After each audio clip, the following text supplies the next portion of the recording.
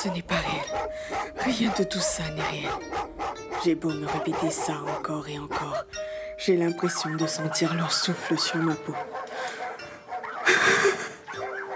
Leur puanteur toute proche.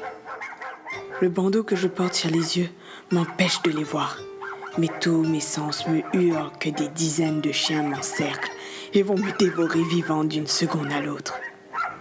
Plusieurs fois, je sursaute lorsqu'un aboiement résonne un peu plus fort et je manque de retirer ce bandeau, ma seule protection. Pourtant, je le sais que si je l'aperçois, même une seconde, je signerai mon arrêt de mort.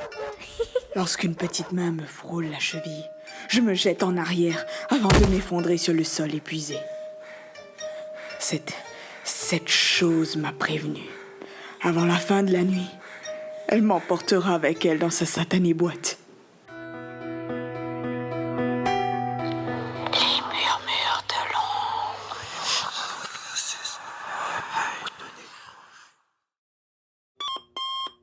Ma journée avait pourtant commencé aussi banalement que la précédente. Que la dizaine précédente, plutôt.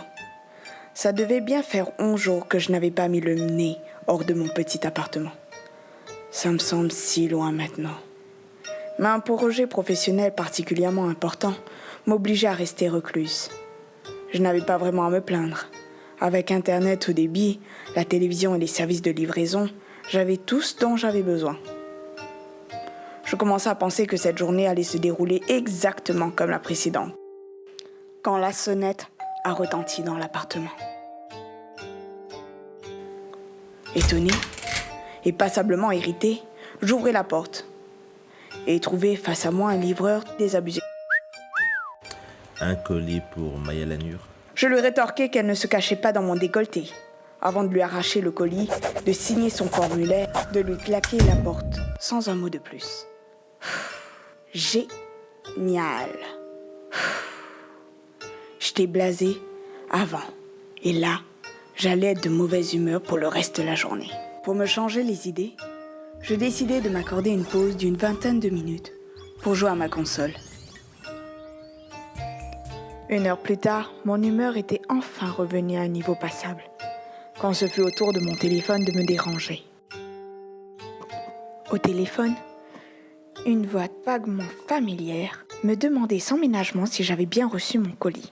Mon interlocuteur refusant de répondre à mes questions ou faire preuve de politesse, je raccrochai aussitôt pour me replonger dans ma partie. Quand mon téléphone se remit à sonner. Visiblement, mon interlocuteur avait compris la leçon, car cette fois-ci, il commença par les bases. Bonjour, vraiment désolé de te déranger, c'est Fred. Je t'ai envoyé un colis et d'après le site, le livreur vient de te le remettre. Tu me le confirmes ? J'ai mis au moins 3 minutes pour remettre un visage sur ce nom. Mais ça ne m'avait pas avancé à grand-chose. Je n'avais pas vu ce Fred depuis des années, depuis l'école d'art en fait. Et même à cette époque, on s'adressait à peine la parole. Ça n'avait pas de sens qu'il décide subitement de m'offrir quelque chose. Comme s'il lisait dans mes pensées, il enchaîne. Je sais qu'on n'est pas proche, mais voilà, je viens de rentrer de voyage du Japon et sur place, j'ai récupéré cette boîte et j'ai pensé que ça te ferait plaisir et que ça pourrait aussi être l'occasion de faire connaissance. Moi, pour être totalement honnête, j'étais plutôt pressée de mettre fin à la conversation. Alors quand il a insisté pour que j'ouvre le colis pour examiner la boîte, j'ai obtempéré. Ok, la boîte était magnifique, mais impossible de l'ouvrir. Au téléphone, Fred me demande si je l'accepte. Comme je ne réponds pas, il insiste à plusieurs reprises. Agacé, j'acquiesce juste avant de finalement réussir à l'ouvrir. À l'intérieur, une mèche de cheveux et rien d'autre. Derrière moi, un très léger rire de petite fille résonne. Immédiatement, je me retourne, mais personne. Tout aussi étrangement, Fred s'excuse avant de raccrocher subitement. Je pose la boîte sur mon bureau et décide de la prendre en photo pour l'envoyer à mon amie, Zoé, pour évaluer le prix de ce cadeau. En tant qu'antiquaire, Zoé, elle saurait mieux que moi ce que ça vaut. Et j'en profiterai d'ailleurs pour lui toucher 2 mots sur la conversation bizarre que j'avais eue avec Fred.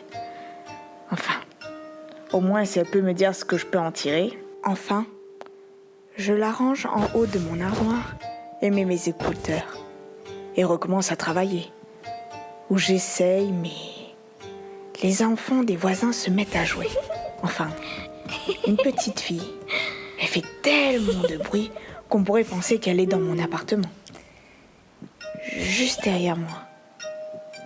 Quand quelque chose ou quelqu'un me touche l'épaule, je sursaute en me retournant, faisant tomber au passage ma tasse. Face à moi, une petite fille squelettique. Et ses vêtements quasiment en lambeaux sont dans un état immonde. Des mouches, des dizaines de mouches lui tournent autour. Mais d'où est-ce qu'elle sort? Et comment est-elle rentrée? J'ai bien verrouillé la porte. J'essaie de lui parler, mais sans succès. Elle continue à me fixer au travers de ses cheveux sales, mais il y a plus étrange. Son odeur. On pourrait penser que vu son état, elle l'empesterait à des kilomètres. Mais c'est tout le contraire. Je sais pas comment l'expliquer, mais elle a une odeur sucrée. Après quelques secondes, elle se décide enfin à parler, mais dans une langue étrangère. Son expression change légèrement lorsqu'elle réalise que je ne la comprends pas. Sans hésitation, elle passe à une autre langue, puis à une autre, avant de finalement arriver au français. « Tu veux jouer avec moi ?» demande-t-elle d'une voix fluette. Interloquée, je reste sans voix et sursaute lorsque le téléphone sonne derrière moi. Au téléphone, Zoé, totalement paniquée, me hurle immédiatement de ne surtout pas ouvrir la boîte. J'essaie de la calmer, tant bien que mal, mais elle est totalement hystérique. Lorsque je lui explique que la boîte est déjà ouverte et que j'ai un problème plus urgent qu'une SDF s'est glissée dans mon appartement, elle me hurle de fermer les yeux et de ne pas la regarder. Dans un réflexe stupide, je me retourne pour de nouveau voir l'intruse et la décrire. Mais à l'instant où j'aperçois sa silhouette du coin de l'œil, une vague de douleur me transperce. Je hurle, immédiatement en attrapant ma main droite, dont tous mes doigts ont été brisés subitement. Tétanisée par la douleur, je fixe ma main ensanglantée, tandis que la petite fille éclate de rire.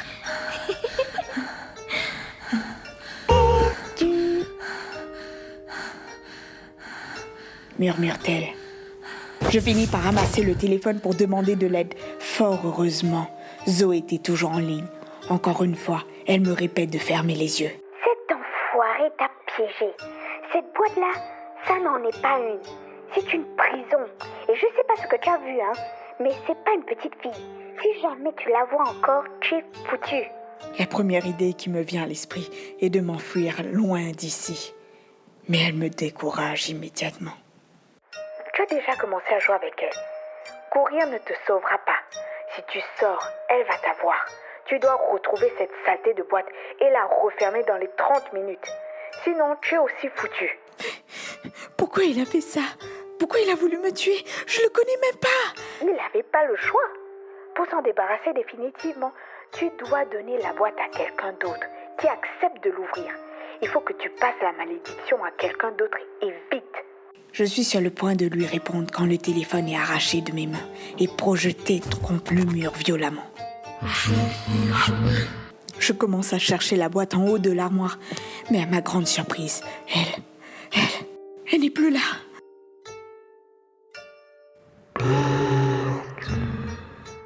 À tâtons, je parcours mon appartement pour retrouver la boîte qui s'est volatilisée.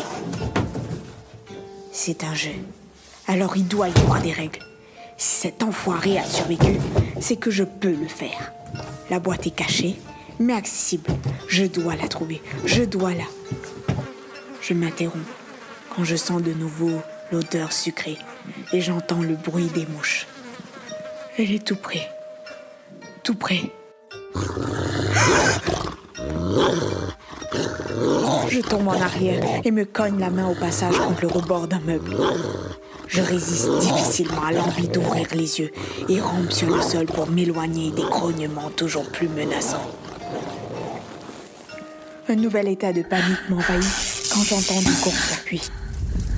Et bientôt des flammes. Merde! J'ai dû renverser quelque chose. Lorsque l'odeur de fumée envahit la pièce, je déchire l'une de mes manches et la coupe devant mon nez et mon visage. Totalement désorientée, je cherche maintenant la porte pour m'enfuir. Mais rien à faire. J'atterris à l'opposé de la salle de bain. D'instinct, je me réfugie dans la cabine de douche et ouvre le robinet à fond. Quand l'odeur devient presque irrespirable, je suis convaincue que je vais brûler vive sans que personne ne sache jamais ce qui s'est passé. À travers les flammes, je l'entends rire aux éclats.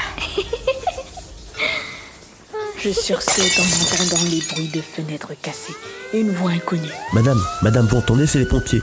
Il faut vous remplir jusqu'à moi, je vais vous hisser par la fenêtre. Je reprends courage et je commence à me diriger vers la voie trop heureuse d'être secourue. J'oublie toute prudence. Je m'approche de mon sauveur et m'arrête, subitement en reconnaissant son parfum.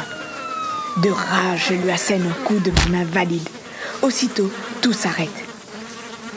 L'odeur de sucré disparaît elle aussi et est remplacée par une puanteur qui me donne immédiatement des hauts de cœur.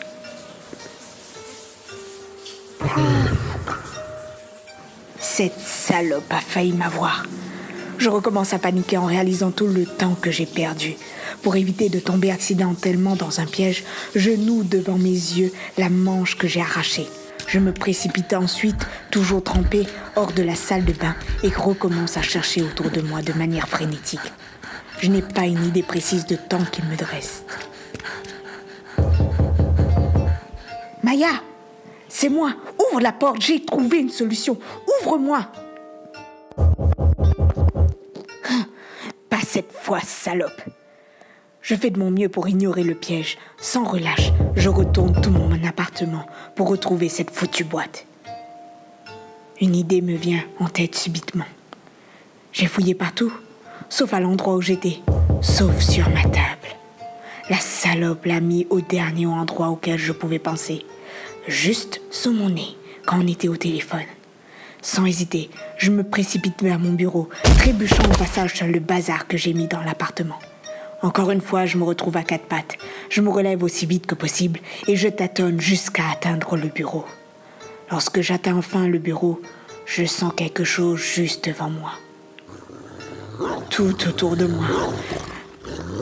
Bien déterminé à ne pas céder, je continue à avancer ma main malgré la peur qui me tétanise. Enfin, mes doigts effleurent les contours familiers de la boîte.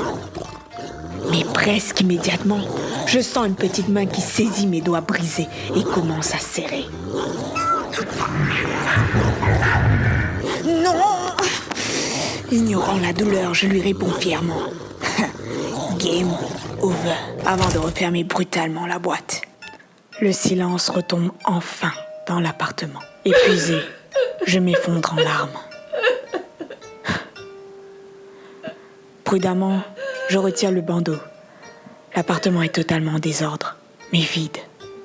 Lorsque j'entends quelqu'un frapper à la porte, je sursaute puis je me précipite comme je reconnais la voix de mon ami. Dès que la porte est ouverte, je me précipite dans ses bras et je fonds en larmes, bouleversé par tout ce qui vient d'arriver. Tandis que je l'enlace, je pivote sur moi-même pour lui montrer la fameuse boîte. Et à ma grande surprise, ce n'est pas elle qui est sur la table. À la place, c'est une simple boîte de bijoux. La boîte maudite, elle trône tranquillement sur mon siège. Derrière, une voix familière et démoniaque me dit: Perdu.